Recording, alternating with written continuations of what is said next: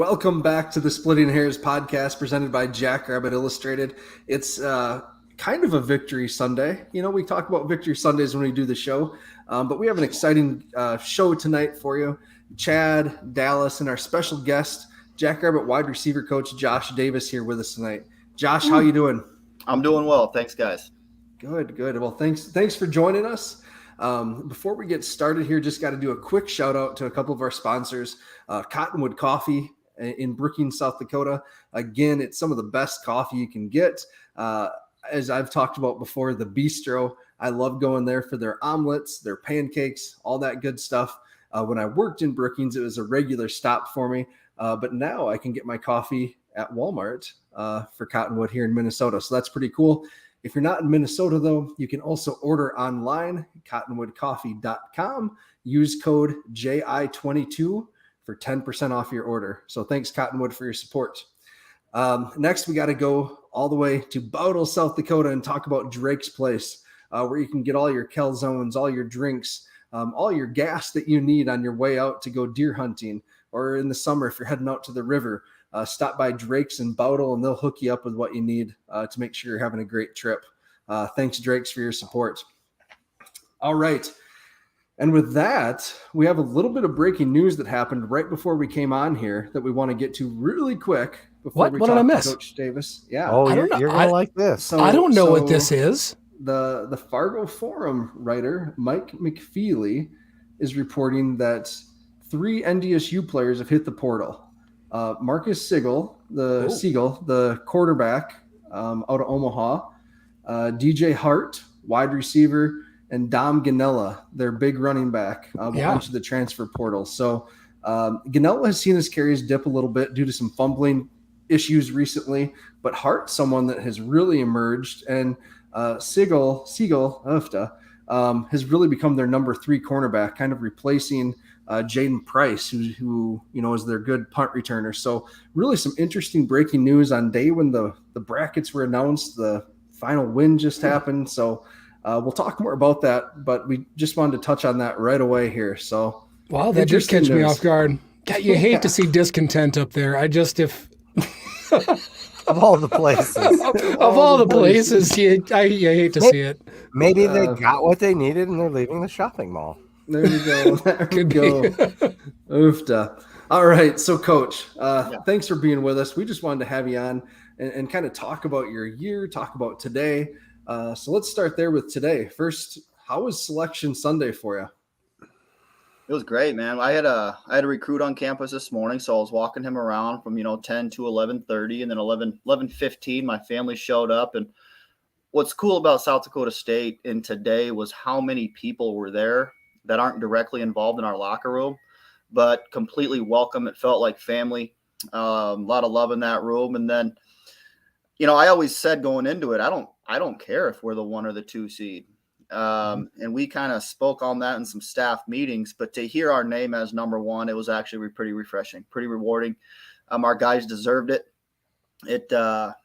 There's a sense of respect from the nation when South Dakota State gets the number 1 bid. I think, people know how good Iowa was and how close we were to winning that football game. We just didn't score enough points that day, but today was a special day. Just the look on everybody's faces and the applause and the hugs and the high fives, it was cool. The one thing that impressed me looking at the video from Zimmer and Borg, and I forget whoever else put stuff out, was when you go back to the previous 1 seed in the spring season, the reaction was different. It was still joyful. It was excited, but it looked like more of a business-like atmosphere to me. Do you think that's accurate? I don't know. I wasn't here. I know you weren't there, but I mean, it just looked like not in comparison. I'm sorry, that's not fair to put that, but we have a really mature team. Just in terms of how we handled today, I felt like it was. We're ready to line up a bit versus whoever we match up against. We'll probably talk about some of the opponents, but we have a mature group. We really do. And Coach Stig comments on that all the time. And a lot of people and fans that aren't in our locker room think that's just coaches talk, but it's really not. If you look at the leaders on our football team, and I think it was somewhat business approach, Dallas, but a lot of smiles and high fives and hugs, and our guys deserve the number 1 seed, and I think the Sac State young men did too, but it just didn't fall their way. So for sure. And I mean, I think everybody said that all along, that nobody was going to be disappointed, right? I mean, Sac State completely had a case. I wouldn't argue either way. But back to that question, like I said, it was more that if I remember right, in that spring season, it was I think that was a bit of a surprise, maybe. The first time that it happened, everybody was jumping around. This was just as joyful, but yeah, to me, looking at it, you could just sense determination. You could sense just like, all right, the cards are out in front of us. Let's go, and that's cool to see. And when you get to revisit those feelings, there is going to be a different reaction, to that announcement. So hopefully it's something we can overcome. And SDSU fell short in the spring of 2021, and we're trying to learn from that experience. Mm-hmm. So Josh, looking back over your career, you played towards the end of the Division II era, set all sorts of records and things like that. And now to today, earning the number 1 seed again. Can you talk about that growth as an alum and now a coach and someone who went away but came back, just kind of talk about that evolution a little bit. Yeah, it's something I'm proud of. I'm a Jackrabbit at heart. I had a tremendous experience here from 2001 through 2005, and I played 2 years of Division II football and 2 years of Division I football. Mm-hmm. And it's kind of, you don't know what you don't have. I had a tremendous experience, and I think so did my teammates. We would complain a little bit about the grays and turning those in after the grays were our shorts and our T-shirts, and we turned them in after every season, and they'd check them back out to us when we got back. But we just didn't know better. We were a group of guys that cared about each other, and Coach Stig's message was pretty much the same back then. Team first, team last, make the correct decision type of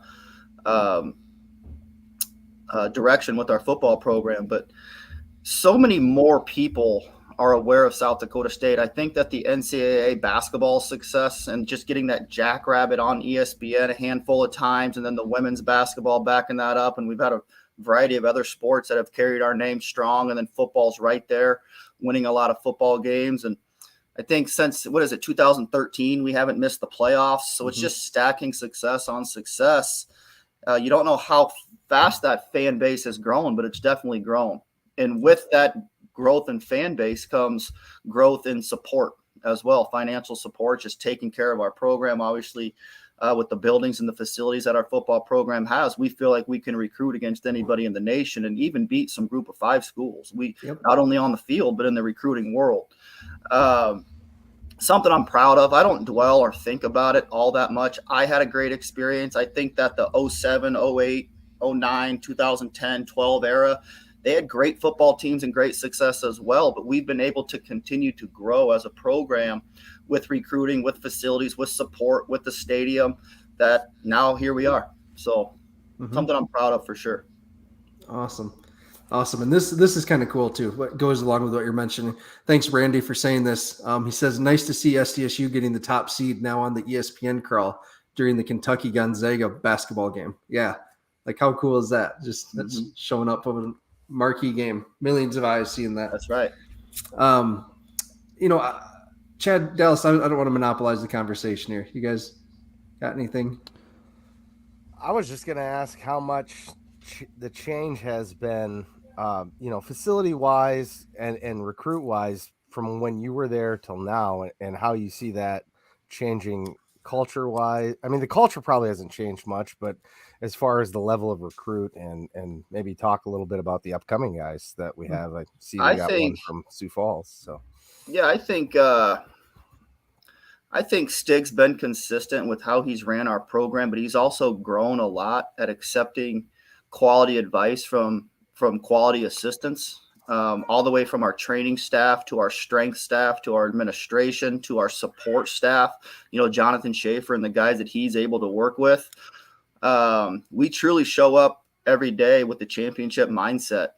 I feel like that was sprinkled into our program throughout the early 2000s. And as 2010 went by, that you had tastes of that, but now you have 110 lockers, 110 guys on the roster. And then you got an extra, 30 to 40 people who work every day within our football program that are team first and bought into us being a championship level program, and it carries over into recruiting. It carries over into what you guys do for our football program, just spreading our name and information and showing support and love that way.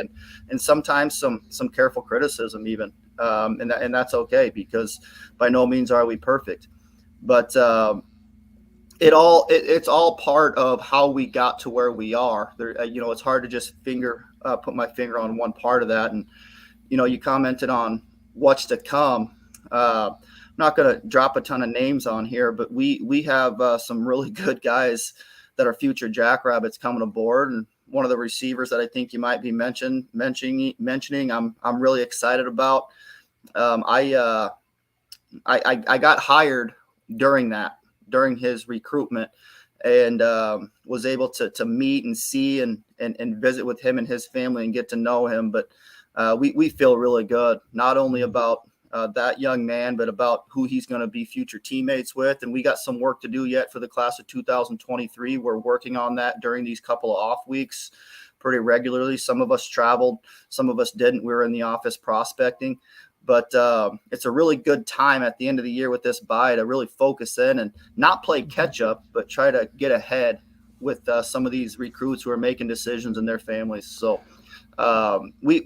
recruiting is funny. You're never going to hear a coach talk about we're not that excited about our future, right? It doesn't exist. Yeah, right. So, yeah. But I can say it with confidence that we're bringing quality young men into our program. We want young men who plan to be here for 5 years. You guys were talking about the transfer portal, and that's very real. And we're just on the brink of what this is going to do to institutions such as ourselves. You got Power 5 teams that are contacting really quality FCS players and trying to steal them off their rosters. So every offseason is going to be a battle protecting the roster that we have, and then pleasing the needs of the young men who are thirsty for more, whether it's playing time or whatever that might be.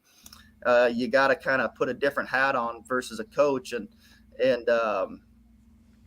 be a little bit of a psychologist and just somebody who they can lean on and give information to and love them up. But we want young men that want to be here. I feel like that's why we are successful, and we got a roster full of guys that really love Brookings, South Dakota, and one another.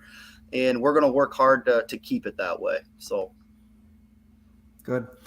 So I'm curious, or one thing I want to do quick. You mentioned John Schaefer, and I have just the work he does is really cool, lining up all the visit stuff. But Tanner Castora from Kelland did a really good story this week on Chuck Case, the GA, and John Schaefer, and the work they do behind the scenes. Yeah. If you haven't watched that yet, find Tanner's Twitter. That's a phenomenal story. Tanner does such good stories. We love Tanner, a friend of the show, friend of the pod. But watch that, Chuck and John, just the work they do. Very cool stuff. We gotta figure out how to float Tanner some NIL money, keep him around. Yeah, right. He's quality, and for him to kind of stand around and watch our program and make decisions on who and what to do a story on, he picked a couple good ones. People you don't often think about, but they definitely make our program go. And not only Chuck Case, but there's 7, 8, 9, 10 guys in that cave every day doing work behind the scenes, and they keep the door closed because it doesn't smell great in there. But they do good work. Hey, that's awesome. Oh, we've all been in those meeting rooms. Yeah. Do you want to flip? Oh, sorry, Matt, go ahead. So we talked a little bit about recruiting and some of the bigger picture stuff. I want to hear you talk about the Yankees. Again, I've heard you talk about them, but I just really enjoy your perspective on them. Yeah, sure. What they need to do here the last 4 games, hopefully. So I've when I was at Northwestern College the past 6 years as the offensive coordinator, I paid a lot of attention to Jackrabbit football and the Yankees. And I was interested to, when I got hired, I was eager to meet them and really analyze their skill set. Not that my opinion is better or worse than anybody that was spectating them, but I've been extremely impressed with their eagerness to take coaching. You bring a new coach in for what was labeled as their senior season, and a lot of young men don't take to a new coach when they've already been established. It's kind of like when John Gruden got hired by the Packers and Sterling Sharp was like a 10-time All-Pro back then. I read a book on that. That's why I bring it up. And he kind of talked on how he handled that relationship. But day one, they had their pens out and they had their notebooks out and they were ready to take notes on what I was talking about within our offense. I was really impressed by that day one. Instinctively, they're a couple of the most talented young men that I've ever been able to work with. I was fortunate to spend a couple years with, the Snyders, Jason Snyders and the Jake Winnickeys, and I even got to work with Dale Moss back in the day, and they're right up there with just football instinct, things that you don't have to drill and teach. They kind of have natural, God-given ability to do some things. Nice. I'm really pleased with that, whether that's press releases or whether that's decisions that you make in the course of a route. I'm supposed to run a 12-yard curl. I got pressed off the ball. I didn't quite get a clean release. I'm going to turn this into a 10-yard and be a little flatter. Things that make justifiable sense from a coach's perspective, they do naturally. And I'll often try to cut those plays out, and I call it clinic film. Just this when I want to teach a young man what to do, I'm going to show them. And the Yankees are on quite a few of those. Cool. Really good people, good family. I love the fact that they're local. That means something to us and to me even as a position coach. And they're likable guys. They're lead by example. They're not rah-rah, in-your-face type guys. They keep to themselves. They like to feel good like most receivers do. That's fair. They're tougher than heck, though. If you tell them to give it all they have to go block a safety, that's what you're going to get out of them. They don't tiptoe around. And I've tried to increase their reps this year. Last year, there's a handful of games where Jaden was out there 30 snaps out of 65, and Jackson was only out there 40. And I challenged them to fight through that temptation to tap your helmet and come off the field and stay out there. Give us more and truly exhaust yourself on every play. And they've responded pretty well to that. So, awesome. Hey, Chad and Matt, we talked about this a couple of weeks ago that it hit me that those are two guys that if they weighed 10 pounds more, 15 pounds more, you could stick him at linebacker. You could stick him at safety now. You could stick him on the defensive line. If tight end, whatever. They're just football players. And they strike me as somebody they could do anything. And I think in terms of their future, they're equal to a lot of the young men that they're going to have to prove themselves better than to make it at the next level. But what they have going for them and what I'm trying to talk with the scouts that visit with me about is they will be really good on punt team, running down as gunners. They will be really good as a bullet on a kickoff team because they're not soft. They can tackle. They can shed. They can dip and rip. They can near pit rip on special teams, just some of the terminology that we use. So, when I played back in my day, I was a one-show pony, man. I was a wide receiver. Don't put me out there to do much else. But they're 6'2", 210-pound kids that have instinct all over the football field. So we're blessed to have them. We'll see what they decide to do. They're getting a lot of NFL interest. I do think they have a small amount of interest in returning to the Jackrabbits and playing another season. So we'll see what turns out with that. Throughout the bye weeks, we'll probably have a couple more conversations with those guys, but that's to be determined. We won't truly know until mid-January when hopefully we wrap things up. So you're saying there's a chance. There's a chance. That's all I need, man. I don't care. You can be lying to me right now. I don't care.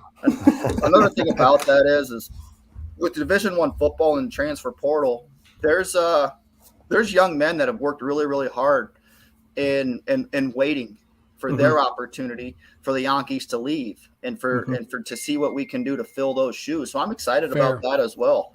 I got a really good group of guys that I get to work with. We love each other, and they're doing what's asked of them. They're hungry for every opportunity they get.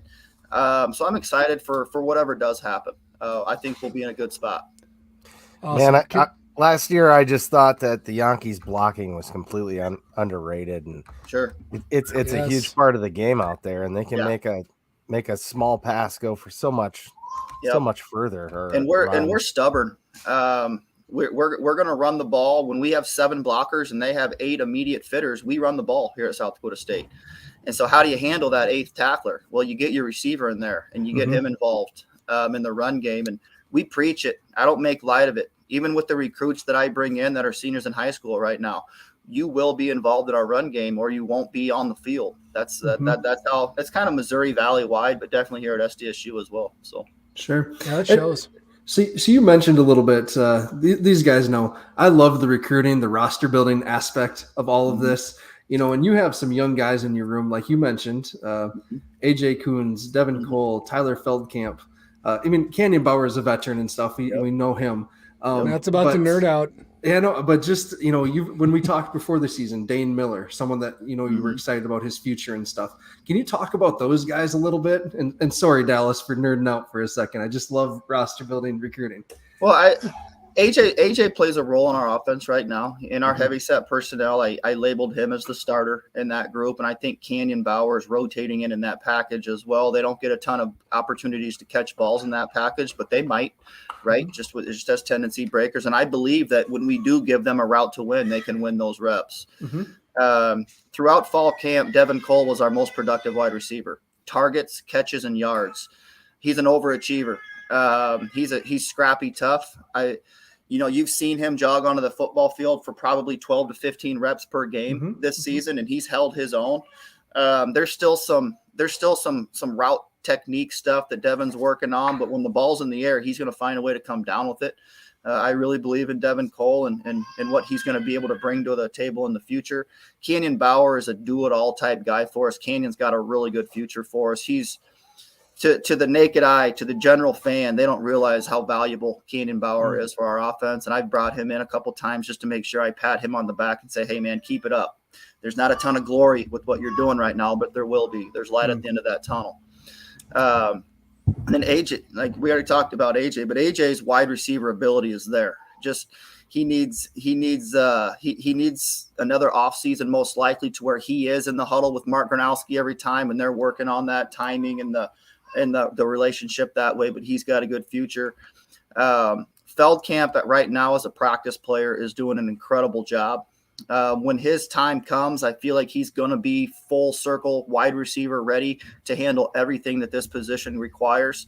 Because I feel like coming out of high school, the athlete label was Tyler Feldkamp, kick returner, punt returner, ball in hand player, but his route technique and his understanding of assignments and when to route adjust and when not to, and when do I sit my route down, what kind of releases do I use versus Isaiah Stahlberg coming out to reroute me.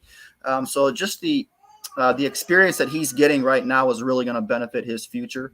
And he stayed he's had a great attitude throughout this season, and I'm pretty proud of Tyler for where he's at. Awesome. And then our young guys, Rhett Foster, our defense talks highly of what he does down there every week on scout team. Rhett's a stud. He's got a really good future with our program. Dane is still learning the intricacies of wide receiver play. Dane dropped a lot of balls throughout fall camp and early on, and I challenged him with his ball skills, and he's responded really well, staying after practice on the jugs machine. I'm just pleased. Guys that want to be coached and want to get better, and they're very likable young men. They fit our culture really well. So awesome, cool. We don't want to keep you too long here, but over the rest of practice, until December 3rd, what's that schedule look like for you guys? Yeah. This past week, we competed pretty well on Wednesday. Tuesday was a little bit lighter, in my opinion. I think we went around 15 periods, but it's improvement week. So, throughout the last 3 to 5 weeks of the season, I would have 10 minutes of Indy maybe to work on fundamentals. And then after the Northern Iowa game, I gave the Yankees some pretty poor grades on their wide receiver fundamentals, getting jammed off the ball. Not winning versus press coverage with sloppy technique, not sloppy, but not elite, I guess I should say. And we're not using our hands as well as we should have. And we're not, double or triple move releasing the way we used to work on every day in fall camp. And Jaden actually came up to me. He's like, man, it's funny how the fundamentals go. And I was like, exactly. Right. So I was able to, put some more indie time on the practice plan. Just go through the everyday drills that we were missing out on for a handful of weeks, keeping guys healthy, not wearing down their body with extra time on the practice field. So it really is important because human nature is to fall short. And those fundamentals are the first things to go when you think you just got it all figured out and all we're doing is schematics and running plays at each other. Those fundamentals do go to crap pretty fast. So as a coach, it's not just myself, but all of us coaches are focused more on getting back to the techniques we want to see. How can we be successful? The defenses that we're about to face are going to be better. Missouri Valley defenses are legit, but now we're to the cream of the crop where we're going to have to earn everything we get moving forward. So that's what improvement week is about. And then we do a little bit. We do one-on-ones quite a bit. That's kind of the competitive full speed part of practice, is just one-on-one reps, good versus good. But other than that, we're taking care of our bodies and getting them some mental work with formations and shifts and just blocking assignments and things like that. So upcoming is to be determined.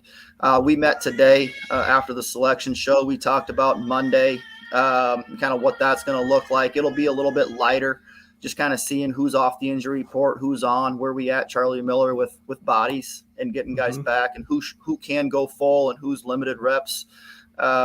Tuesday we'll get out there, and I think Tuesday is going to be a pretty heavy work day, a little bit of conditioning as well. Scratch that. We're going to condition on Wednesday, but Tuesday night's practice is followed by Wednesday morning practice. So there's a quick turnaround there. So we got to be careful with what we're planning on for Wednesday, just with the quick turnaround. But we'll talk as a staff. We'll spend a lot of time trying to be perfect, even though that doesn't exist, and making sure that we're putting thought into doing the right thing for our football team. Is that quick turnaround? Is that a scheduled thing with classes, or what's that about? No, they don't have school on Wednesday, Dallas, and so we are allowing some guys to hit the road for Thanksgiving. Oh, got it. Yeah, that makes sense. So it allows guys that live 2, 3, 4 hours to be able to go enjoy that break. That's awesome. Yep. Good. That's great. Yep. Anything else, fellas, for Coach? I was curious. Go ahead, Dallas. All right, I got one here. So one thing that I think that we've talked about a little bit here that it's faded from memory. You know, we enjoyed kind of not obsessing, but talking through at the start of the season was the coaching turnover and what that was going to do. And I had some concerns, not about the quality of the coaches that were stepping in, but just the fact that, you know, anybody listening, think about your job. Think about if you have a busy season, if you turned over the majority of your high-level managers, right, going into that's going to cause some disruption and some issues. And I tell you what, I don't know that we've seen, call it drop off or whatever, but it hasn't been talked about. It's been flat out forgotten. So you've only seen the backside of this, but can you just speak to that a little bit in the coaching change and how everybody's kind of come together? Yeah, I think Coach Stig's requirement, I sat in on a lot of interviews when I was here previously from, 2009 through 2016. We made a lot of hires throughout that process. And before the interviews, Stig would address the staff and say, we're looking for somebody with great character, and we're looking for somebody with great work ethic. And it always starts there. Two simple things. Forget about talent and schematics and what they know, great character and great work ethic. And I feel like we've done that. Not tooting my own horn by any means, but we've done that. Team-oriented guys that can come in and recognize what role needs to be filled and play that role to the best of their ability. Speak up when you feel like it's time to speak up and when you have bold opinions about things, but sometimes keep your mouth shut and do your job. And you do have to know when to lead and when to follow as an assistant coach. And I feel like we do a really nice job of that. And I think probably the most important factor, Dallas, is the maturity of the guys we work with, the guys who play the game. They welcomed us with open arms. You know, you think about Chris Myers, our tight ends coach. Who did he come in to work with? Zach Hines, Tucker Kraft, and Mike Morgan. 3 really high-quality, character-oriented, team-oriented, brotherhood-type guys that welcomed him with open arms. And we already talked about my room. And just how down to earth and great that group is, and then Kubaki getting hired, working with C9, they accepted him really well. And I'm probably forgetting about somebody else that we hired. I don't even know. Oh, Bobbitt, Bobbitt's a former Jackrabbit, and Bobbitt and Jimmy had such a good relationship prior to the Bobbitt hire that that probably hit the ground running right away as well. And those of you who know Jesse Bobbitt know he's a dude, man. He's one of the homies. So he can hang out. He's a grinder. He's work ethic oriented, and he came from Washington State where there's some good things going on, and he's able to bring ideas. Here's how we did it in the Pac-12, coach, and we'll analyze what he has to say. We'll pick and use some of that stuff, or say no, we're going to keep it the way we've always done it. But there's great conversation, great ideas amongst our coaching staff. So, and ultimately it comes down to the players performing and opening up and taking coaching and being mature enough to say, this is different than the way the last coach taught it. But when we leave this meeting room, that's the way it's going to be. So you guys know our expectations. And I think ultimately it is the players, though. The cool. Veteran guys that we were able to work with. We didn't have to develop new starters at very many positions. Yep. We developed depth, and we motivated the talent that we had and encouraged them to continue to perform well. But that's ultimately the key is the young men. So cool. Well, Chad? I was just hoping that you could maybe talk a little bit about how Chris Crockton impacts the team, and because that's got to be new for you at this level, because you didn't have that before. Chris's role on our football team is equal to, if not greater than, the assistant coaches. He's full time. He's loved. When Chris talks, people listen, and usually people get their pen ready to write something down. Guy puts a tremendous amount of mental energy into his mental performance coaching. He's not throwing it off the cuff and doing it live. He's reading books. He's taking notes. He's extremely prepared for the small segments of time that he gets with our football team. If you guys haven't sat in on one of Chris Croc's team meetings, I don't know if I have the power to do this, but I'll certainly open the door to let you guys sit in the back with me. But it's worth it. He has presentations ready. He's used Michael Jordan. He's used Kobe Bryant. He's used Alabama football, Georgia football. You never know what he's going to bring. But I'll tell you what, when he gets fired up, his voice goes way up. It's loud in there.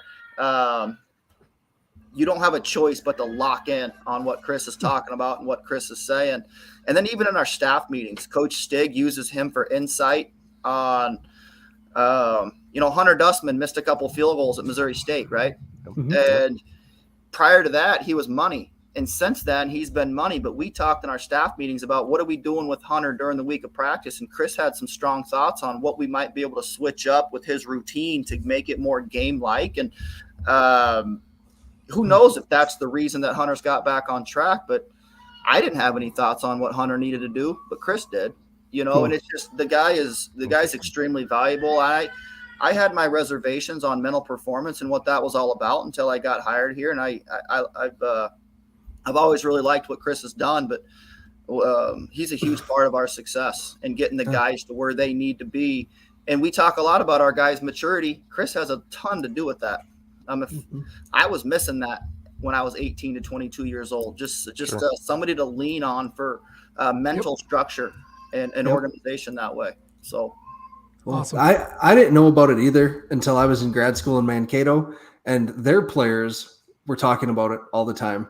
Yeah. And I came on here about 3-4 years ago, right, guys? And if we had the magic wand question, if you had $1 million, what would you do for the program? And I said I'd hire a mental performance coach, just because I had seen what it did in Mankato. So that's awesome. I'm glad he's been so well received and having such an impact. No, he's one of us. He's not he's not considered below any of us by any means. He's great for our program for sure. That's awesome. So, yep. Well, Coach, thank you for the time. I mean, hopefully you've seen the comments when they pop up. Everyone's grateful for your time as well. Jim Poppin, thanks for your insight, Coach. Appreciate your time. Scott Rust says, Josh, thank you for what you have done and do for the SDSU football program. The fans and alums appreciate the sacrifice you and your family give to the university. So thank you very much for your insight. My pleasure, guys. It's simple. It's easy for me. I'll tell you guys what I tell my players. Most times we break down after practice. I love my job. I'm able to work with really good people, work for a coach that I love and I believe in, at a program that I'm blessed to be a part of. So this is simple for me. Easy stuff. Cool. Well, thank you very much, and enjoy the night with your family. Sounds great. Take care, guys. Yeah, thanks, Coach. Thanks. Yep, good to see you, Josh. All right. All right. Well, that was great. That was awesome. That was fun. Josh is such a good dude. Why have we never had coaches on with us live before? I don't know. I just with him. I mean I know him obviously, and I talked to him during the summer at the youth camp, and I just figured we'd wait until improvement week to do it. Sorry, Chad. My bad. You have coaches live with you like every third episode. So I was going to say, well, we tried to do it on my podcast, but I wasn't really going to bring that up. I was actually trying to rack my brain why we haven't done it. We've had the other radio personalities and stuff, and they bring unique perspectives and some insights into the program. Because, Tanner, like he was saying, is really plugged in, and Matt Zimmer is, and so is Zach Borg, and they've all been on our podcast. So. Yeah, we're trying to give the people as much as we can. Oh, it is. I mean, it's schedule. I mean, those guys are working. I don't even know how many hours a week, all the way through season. You can get a Zimmer or somebody in that can drink a beer while they're doing it and completely talk smack and say whatever they want. Yep. Well, that was great. That was cool. I always feel half guilty when I take the coach's time just to come talk to us. Yeah. So. Yeah. Hey, Chad, pull up the bracket. Let's get into that. All right. Brackets. Look at that. All right. We are the number 1 seed. Oh my goodness. Yeah. Fellas, I was in church, and that one text I sent to our group was sent on a quick bathroom run with my kids. So I didn't actually see what happened until I got out. So wow. I didn't expect this. I posted this on Twitter. I thought we'd be the 2 seed. Dallas, you said the 1 you did this morning. I did think, just based on if you go back to that pod that we listened to with the committee chair, he made it pretty clear that in his mind, he thought they were number 1. The Jacks were number 1. So that's kind of what I was basing it on. But again, I actually thought that Sac State had a better case with the crappy FBS win. Yep. So, well, didn't he kind of mention that it was kind of SDSU's a consensus number 1? I mean, that was almost the words he used, wasn't it? Yeah, he basically said consensus 1. Oh, yeah, that's pretty strong language. Yeah. All right, so we'll play the winner of St. Francis and Delaware. Everyone can see that. We'll get into that game just in a little bit more. Holy Cross will play the winner of Fordham and New Hampshire. Interesting there. I'm happy Fordham got in. Any thoughts on that? I'm really happy they got in. Hold on, we got Mark Nelson watching. I saw that pop up. What's up, Nelly? Also one of my favorites. Played with him too. He was kind of on the opposite end. He was an older guy when I showed up. But okay, cool. I'm really excited to see Fordham get in too. They've had a great season. I've been following them. They've been, I think you vote in the FCS broadcast media poll, don't you guys? I don't, because I'm busy doing other stuff then. Okay, fair enough. I'm researching. Anyway, they've been slowly making their way up the ranks. They got some good players. It'll be interesting to see how they stack up against New Hampshire, who I think is the consensus favorite on this game, but I don't know that they're going to win. I know our guys right on the Hack City podcast, Joe and Sean don't like New Hampshire. So just as being friends or whatever of theirs, supporters of theirs, I'm taking Fordham on that one. Tim Morant, right? Is a hell of a quarterback. Tim Daymorant, yes. Tim Daymorant. Yeah, he's always on the fat stats, lighting it up. Tons of tuds, tons of yards. Dude's a baller. Yeah. Also, Brendan doesn't like New Hampshire. He's gonna throw that out there. So maybe we'll cheer. Why doesn't Brendan like New Hampshire? That's the most random. What? Why? Can even point to it on a map? I can't. Maybe I'm confused. Yeah. All right. It could be. I don't know. It's next to Vermont. This seems random. So, yeah. All right. Gardner Webb, who did you know anyone that had Gardner Webb on their bracket? This surprised me. This one did. No. Zero discussion about him. I don't think I might have watched a little bit of a game at one point this year, but I know nothing about him. Yep. Hey, so my friend Jace did bring this up. We do have to talk about this. The potential Fordham Holy Cross rematch is awesome. Their last one was an epic multi-overtime shootout, and so that's going to be a heck of a game to watch. If Fordham does beat New Hampshire, that'd be a really fun game to see. So, yeah, Gardner Webb is the auto bid. Yes, thank you. Good call. Duh. Brendan doesn't like anyone. Thanks, Rick. Yes. All right. Actually, I think what it is I always confuse, New Hampshire and Delaware because they're basically the same to me. Sorry, guys. Geez. We're gonna wind up on somebody's intro Yeah, hype video. exactly. Oh, great. All right. If they're quoting me, they're in bad shape, man. Yeah. So Eastern Kentucky makes it out of the mess that was the WAC Sun. Somehow, I don't understand that fully, but they made it. So Montana State's going to play either North Dakota or Weber. I'd imagine Weber is going to move on from that. I'd kind of hope so because UND may give up 1,000 rushing yards to Montana State in that matchup. So, all right, bottom half of the bracket. You guys want to talk about this a little bit? SEMO and Montana. SEMO from the OVC. The internet would basically burned to the ground when Montana made it in. I don't feel like they should have made it. Yeah, that was surprising. They got canned yesterday, right? I mean, they got that was handled. So disappointing. And I mean, this is backing your way in to the playoffs. You look at it, you can, I don't know what real quality wins you can argue. Well, they got money. That's why they got in. Let's be serious. Yeah. That's what it come down to. And they looked awful. Like they weren't even competitive against Montana State. Maybe after their first scoring possession, but that was penalty aided majorly. So they looked awful. Ugh. I mean, I feel like UNI and YSU are better teams than Montana. The last outings. And Jim's Davis, right. I personally would put UC Davis in. I mean, they played it tough. Yeah.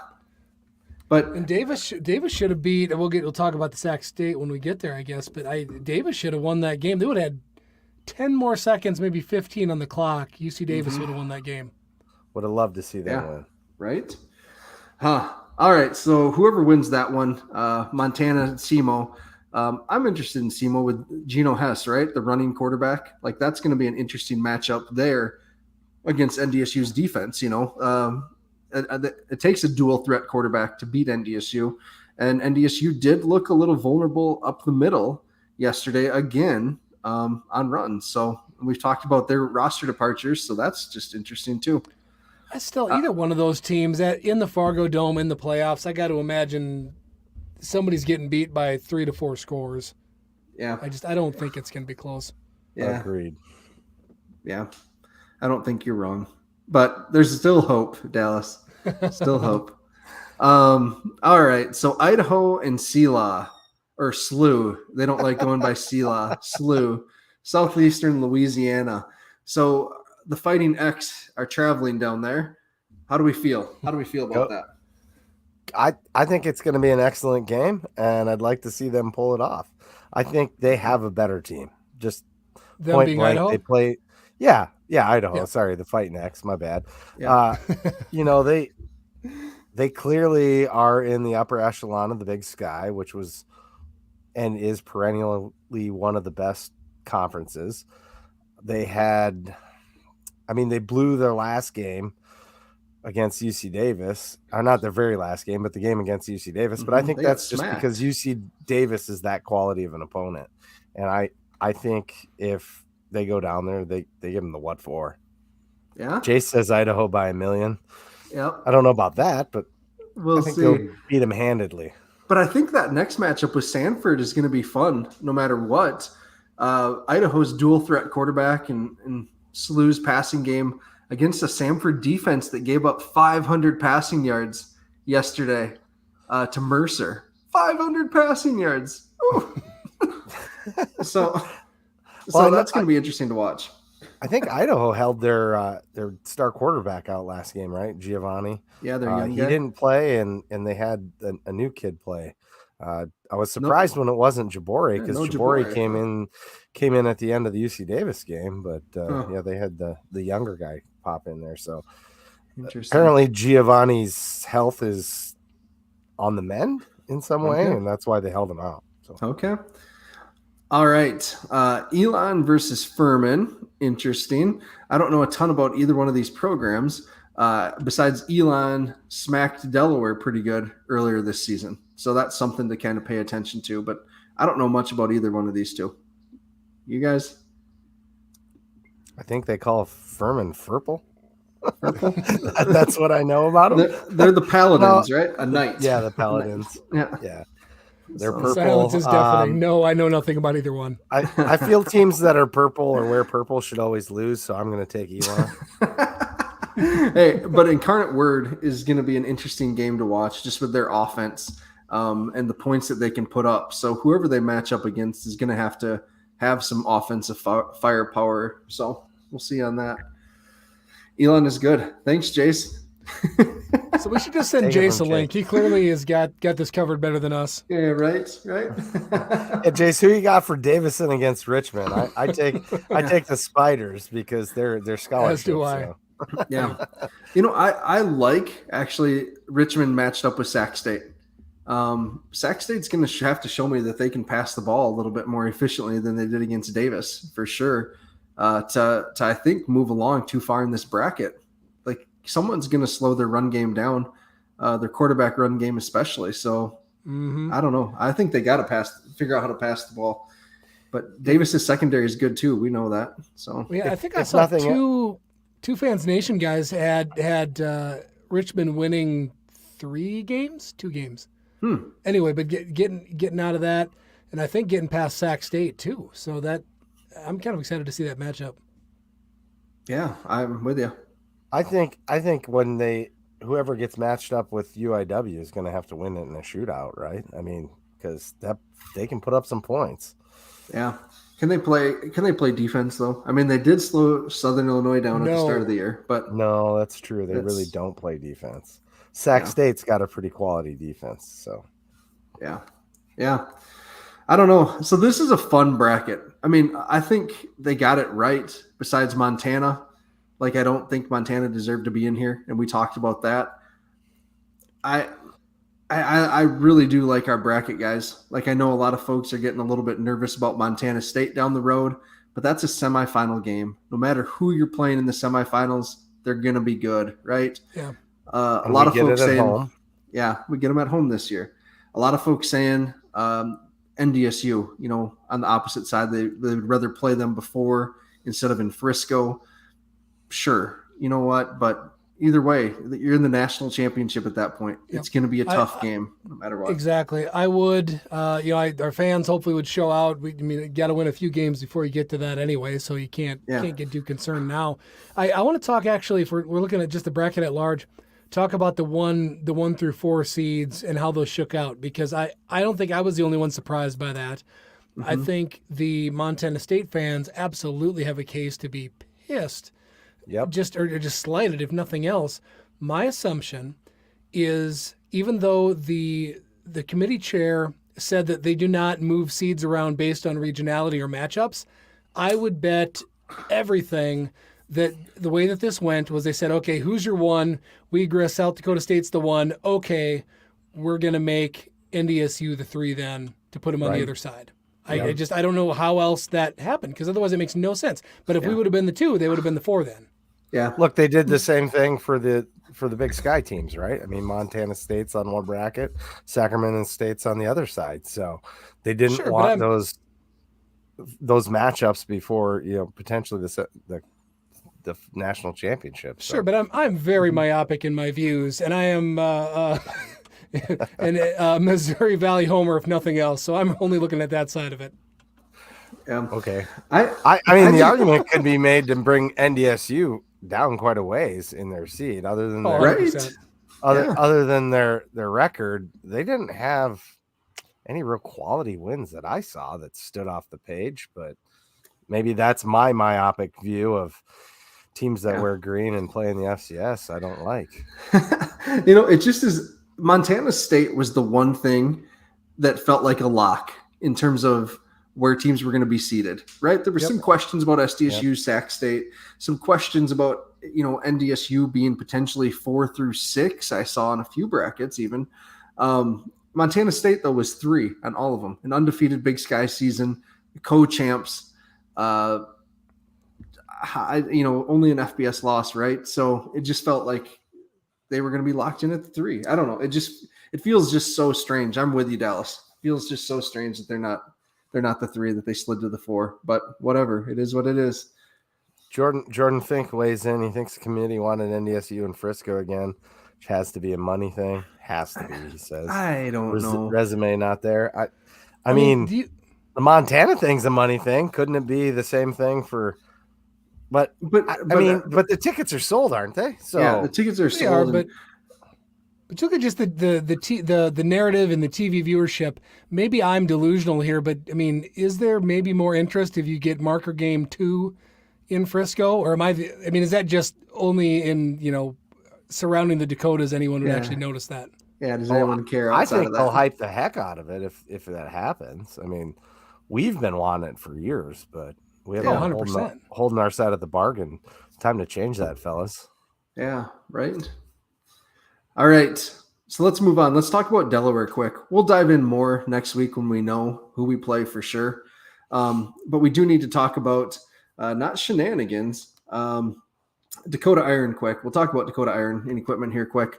So Dakota Iron's your place for your heavy machinery needs, whether it's a construction site, a farm site, or you just want to get something to move some snow this winter.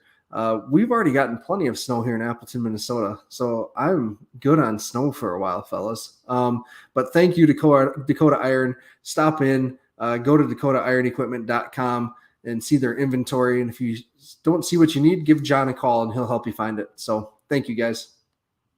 And then out of that bracket, where do we think our 50 butter burger is going to come from this week?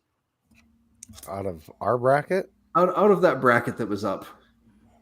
Out of the next you week? Want me to throw it back up? Throw it back up again. Yeah. Is it going to be that top Fordham, or the bottom? Fordham? Are they going to put up 50? I don't know. New Hampshire. I'd say Idaho. Idaho probably. That's actually where I went. You think so?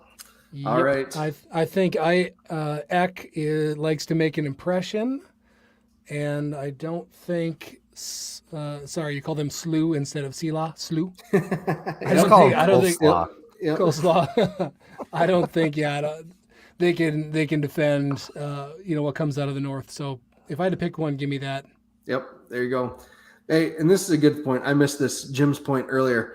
If you have not bought your tickets yet on the resale site, do so soon because they are creeping up. Prices are going up quickly. Get them secured. You'll be able to resell them. Most of us on this show right now made a nice profit last year, and I don't apologize for that. So you have to eat the fee, but you'll be able to sell them for more. So, and I'm not guaranteeing that, so don't sue me if you lose your butt. You're going to wind up with Richmond versus Yeah. I was trying to think of a game to show up to.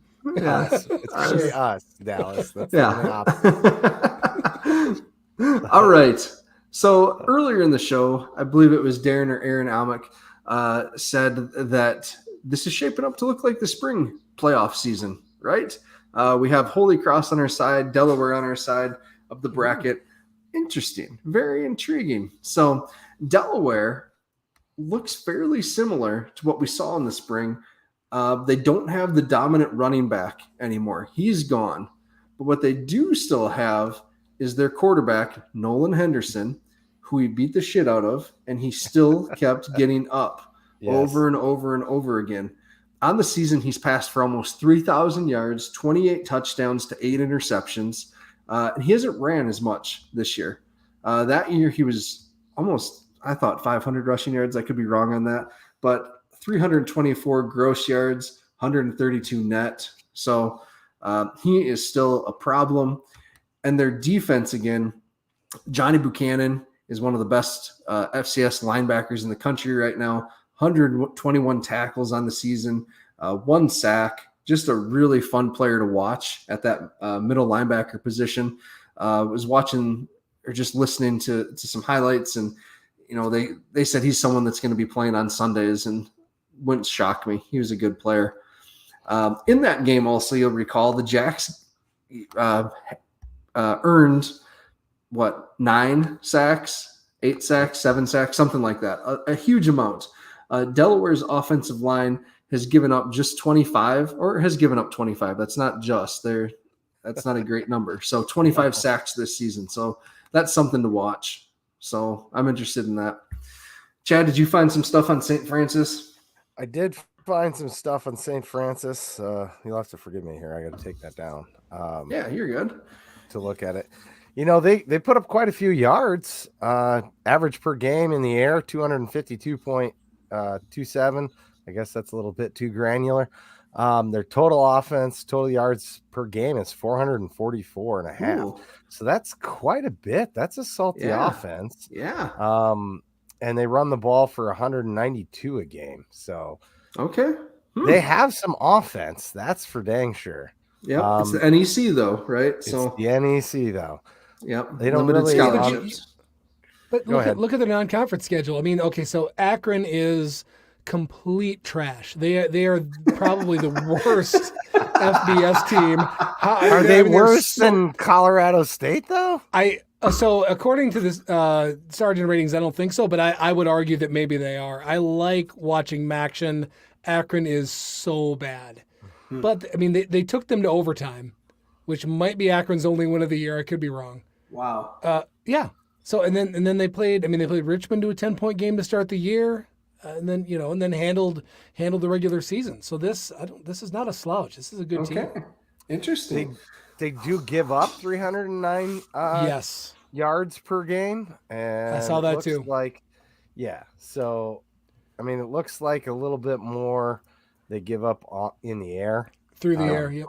But that's kind of balanced their defense there. So.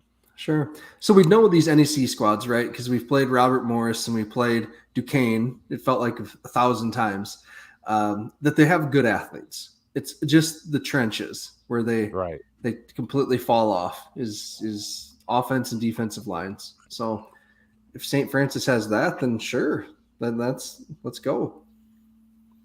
I say bring them on. Yeah, I'd love to see someone new. That's what I love about the playoffs is playing new schools. And letting them freeze in Brookings, South Dakota. It's great. I mean, they're used to the cold, but at least they can freeze there instead. Yeah, right. It is. I mean, you look at and I don't have starting line pulled up, but I mean, there's not many guys over 300 pounds. We got 315 to 310, 295, 300. It's just looking at the frames. It obviously doesn't match up with what you're going to see in the Missouri Valley.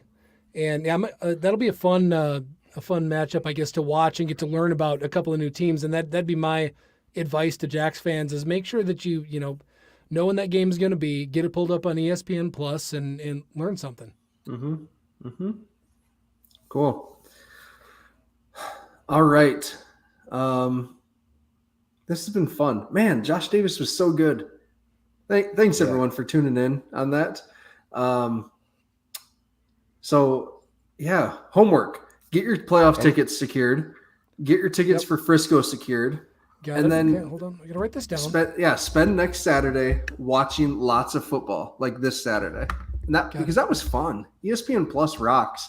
Be able to go back and forth between so many games so quickly. What is it? Not only that, you can log in on multiple devices and have like your tablet, your phone, and your TV. Yeah, it's awesome. Exactly. We've got multiples it's on way the house. better than Flow Sports, I can tell you that. Yeah. Yes.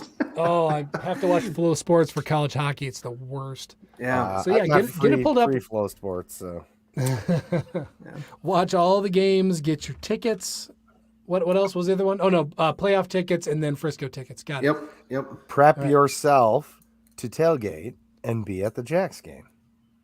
That's also homework. Be there. There we Unless you bought tickets to a concert in Vegas somewhat unknowingly too early in the year. Yeah. All right. Jim Poppin, he has some rooms available maybe. He's also staying at a VRBO. Excellent. Might be cheaper tickets available in Fargo area in a couple 3 weeks. There's no such thing as cheap FCS tickets when they get that close to the game, the title game. Love it. Yeah. Awesome. With that, everyone, please like, subscribe, follow, share. Man, when Rate, the rumors tell a friend. the rumors of Twitter's demise this week were kind of scary. So make sure you're liking us on Facebook and YouTube as well. So we only got a couple hundred followers over there. Make sure to follow the Jackrabbit Illustrated channel on YouTube. Yep, and also the FCS Fans Nation channel.